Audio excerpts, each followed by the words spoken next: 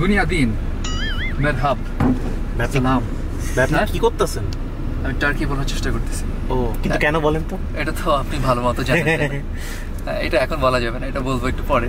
আমি আর কোনো ফ্যান মিটাপে আসতেছি না, যে যত বড়ই হিরো আসুক আমি আর এর মধ্যে নাই। আজ অনেক দিন পর সবাই মিলে বাইরে যাচ্ছি, কারণ আজকে আসতে চলেছে টার্কিশ অ্যাক্টর বুরাক। আর তার সাথে দেখা করার জন্য পহেলিকা আপু মনে হচ্ছে একটু বেশি এক্সাইটেড। আমি তো ভাবছি আজকে আমার পুরো পৃথিবীতে দেখার সব। আমি ঘুমাইছি, মাথার মধ্যে রাখছি যে আমি খুব তাড়াতাড়ি ঘুমাবো, এমন মাথার মধ্যে রাখছি আমার ঘুম 5:30 ভাঙছে।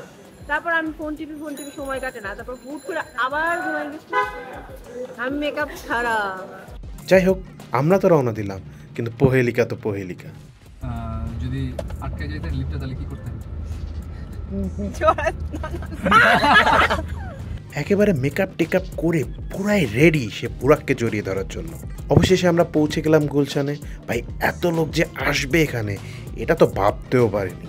প্রায় 3 ঘন্টা অপেক্ষা করার পর দেখা মিলল বুরাকের। এদিকে কাজ করতে করতে তো আমার অবস্থা খারাপ, আর এরা কিনা ক্যাফেতে বসে চিল করতেছে। কি সুন্দর লাগছে, ভালো লাগছে, মজা লাগছে।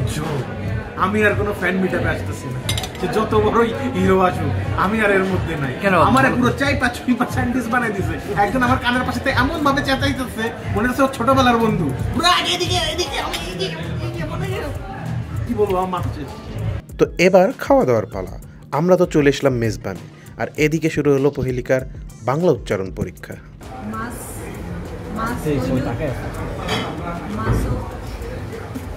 বর্ণমালা, স্বরবর্ণ, ব্যঞ্জনবর্ণ কিছু শিখেনি। মাছ হলো ডাল, দারগো, মেজেন্ডে মশলা।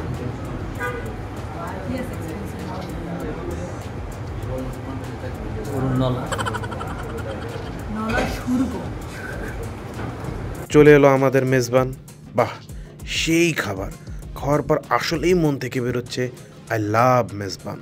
এরপর বিল মিটিয়ে বৃষ্টি বিলাস করতে করতে বাসার উদ্দেশ্যে রওনা দিলাম। দেখাবে পরবর্তী কোনো ভিডিওতে খুব শীঘ্রই। গেল